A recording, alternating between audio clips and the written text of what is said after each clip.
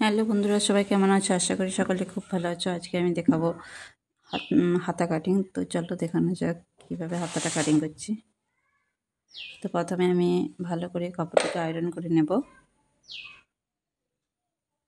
এরপর আমি কাপড়টাকে দুভাজ করে নিলাম। তারপরে আমি 4 ভাজে টোটাল কাপড়টাকে ভাঁজ করলাম।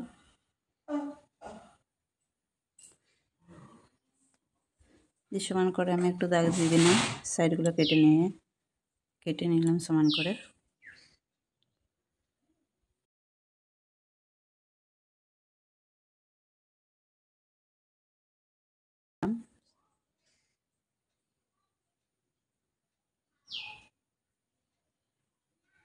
তো এরপর দেখো আমি হাতাটা লম্বা হবে 5 ইঞ্চ।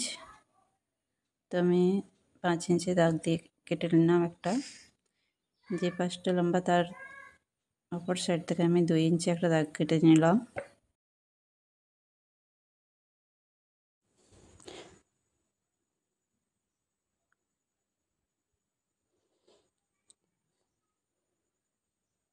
তো এরপর আমি দেখো বন্ধুরা, এই 5 ইঞ্চ যতটা দাগ নিয়েছি ততটা আমি দাড়িটা টেনে নিচ্ছি।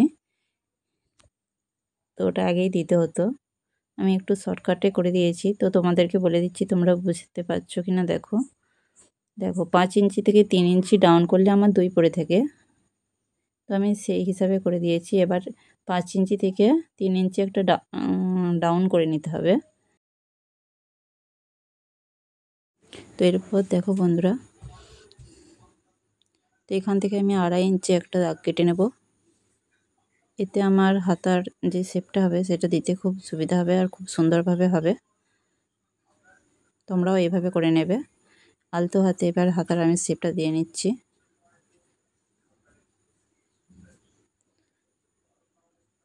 এই জায়গা থেকে তোমরা 1/2 ইঞ্চ রাখার চেষ্টা করবে। 1/2 ইঞ্চির বেশিও রাখা চলবে না, কমও রাখা চলবে না। এরপর কেটে নিচ্ছি আমি।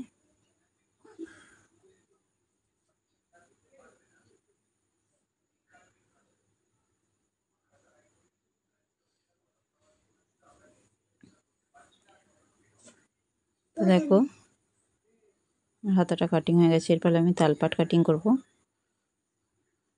তালপাট কাটিং করা অবশ্যই দরকার, না হলে হাতার সামনের দিকে ফুলে ফুলে থাকবে।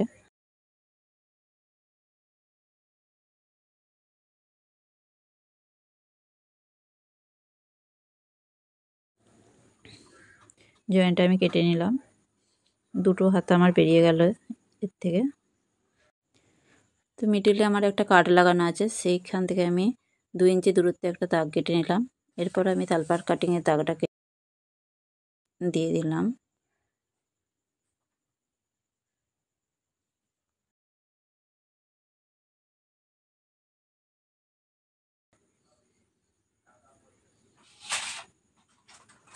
এইভাবে একটু শেপটা দিয়ে নেবে। চলো এবার সেলাই দেয়। তো প্রথমে আমি হাতার পাইপিং দেব। তো একই কালার হলে অবশ্যই কোন দিকটা ব্যাক পার্ট কোন দিকটা ফ্রন্ট পার্ট তোমরা বুঝতে পারবে না, একটা দাগ কেটে নেবে। তো এরপর আমি সামনের দিকে কাপড়টা বসিয়ে এটা সেলাই দিয়ে নিলাম।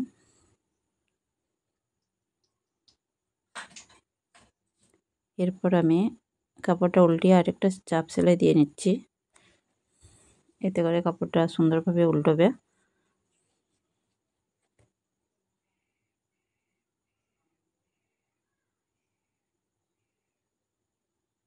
দেখো এরপর আমি পাইপিংটা শুরু করে বের করব। কিভাবে করছি একটু মন দিয়ে দেখলেই বুঝতে পারবে তোমরা সবাই। একটু ধীরে ধীরে করবার চেষ্টা করবে, সুন্দরভাবে পাইপিং বেরিয়ে আসবে। দেখো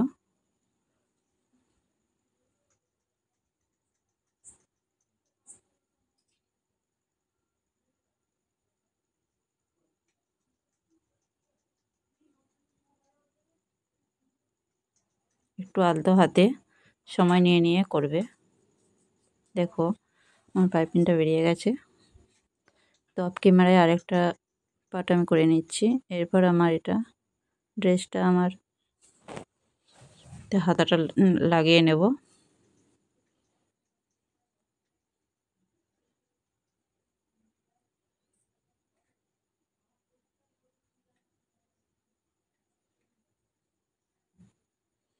তো যেখানটা মিডিল পোর্শন সেই জায়গাটা একটু দাগ কেটে নিলাম এবং হাতার মিডিল পোর্শনে একটা কাট করে রেখেছি আমি আগে থেকেই, তোমরাও আগে থেকে কাট করে নেবে। সেম জায়গায় বসিয়ে দুদিক থেকে মাঝ থেকে সেলাইটা দেবে, তাহলে ছোট বড় হবার কোনো ভয় থাকবে না। যেটুকু অংশ বেড়ে থাকবে ফিটিংসের সময় কাটিং করে বাদ দিয়ে দেবে। তো খুব আলতো হাতে ধীরে ধীরে সেলাইটা করবে, তাড়াহুড়ো করা চলবে না একদম। এতে করে সেলাইটাও খুব ভালো হবে আর সময়টাও খুব কম লাগবে। যত তাড়াহুড়ো করবে তত গোলমাল পেকে যাবে। সময় নিয়ে নিয়ে হাতাটা বসিয়ে নেবে।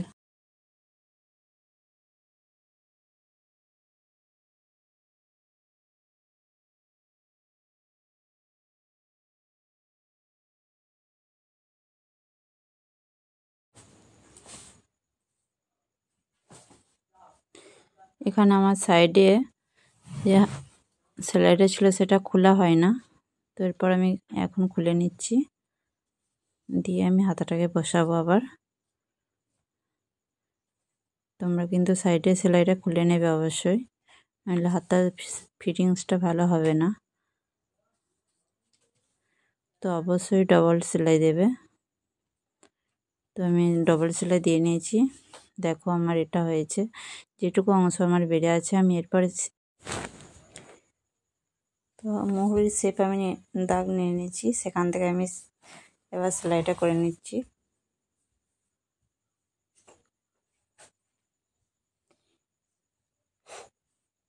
তো হাতা যেটুকু বেড়েছিল সেটুকু আমি কেটে সমান করে নিয়েছি। অফ ক্যামেরায় আমি আরেকটা হাতা বসিয়ে নিয়েছি। এটা হলো আমার ড্রেসের ফাইনাল লুক। ভালো লাগলে লাইক কমেন্ট শেয়ার করে দেবে, সাবস্ক্রাইব করে চ্যানেলটির পাশে থাকবে। তো এটা আমার মেয়ের ড্রেস ছিল, তো এর কোনো হাতা ছিল না। এটা বেঁচে যাওয়ার কাপড় থেকে একই কালারের জন্য আমি হাতাটা বসিয়ে দিলাম। তো টাটা বন্ধুরা।